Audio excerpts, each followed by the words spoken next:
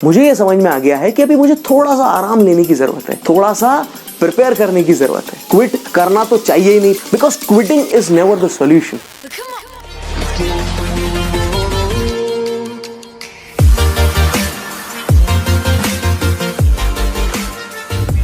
Learn to rest, not to quit. What does it mean?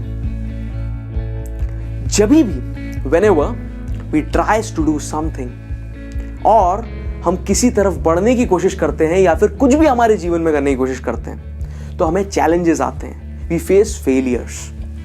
हमें failures face करना पड़ता है, हमें चैलेंजेस फेस करना पड़ते हैं और कई सारे ऑब्स्टिकल्स आते हैं और कई बार ये ऑब्स्टिकल्स हमारी विल पावर को शैटर कर देते हैं। हमारे ब्रेन को ये मैसेज देने पे मजबूर कर देते हैं कि हम अब थक चुके हैं, अब हम इससे ज्यादा आगे नहीं जा सकते। We want to quit, now it is time to quit. और तब आपका जो ब्रेन है, आपका सबकॉन्शियस माइंड है, at that particular point of time वो आपको ये मैसेजेस और इस इमोशंस से भर देगा और उन कारणों से भर देगा कि आपको क्विट क्यों कर देना चाहिए। क्योंकि हमारा ब्रेन सर्वाइवल मैकेनिज्म पे चलता है। उसे ये लग रहा है कि आपको इस सिचुएशन से कष्ट हो रहा है तो उसको आपको इस सिचुएशन से दूर करना है। बट ये वो नहीं जानता कि आपके जीवन का लक्ष्य क्या है, आपकी सक्सेस किस चीज के पीछे छुपी है। तो यहां पर जब भी हमें क्विट करने की इच्छा हो तो what we need to do, हमें क्विट करना तो चाहिए ही नहीं। पहली बात तो अगर हमें क्विट करने की इच्छा हो तो हमें रेस्ट करना चाहिए। And what does rest mean?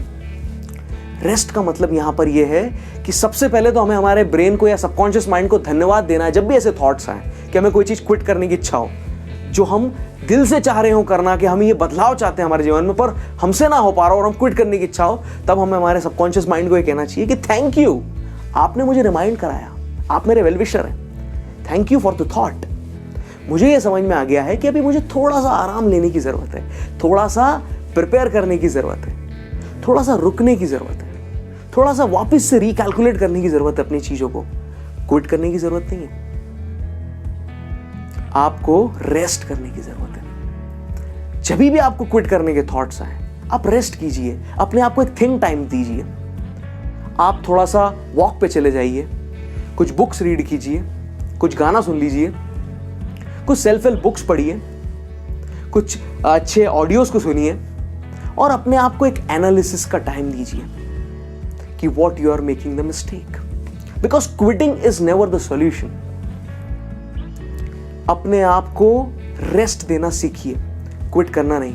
ये एक एटीट्यूड है जो एक वॉरियर और एक लीडर के अंदर होना चाहिए अगर उसे कुछ सिग्निफिकेंट इस जीवन में हासिल करना है तो। क्योंकि देखिए, मैं आपको बताऊं, आप कुछ भी नया शुरू करेंगे तो आपके पास 1000 कारण होंगे क्विट करने के, 1000 रीजंस होंगे क्विट करने के, और इस इमोशन से लड़ने के लिए आपके पास कुछ भी नहीं होगा।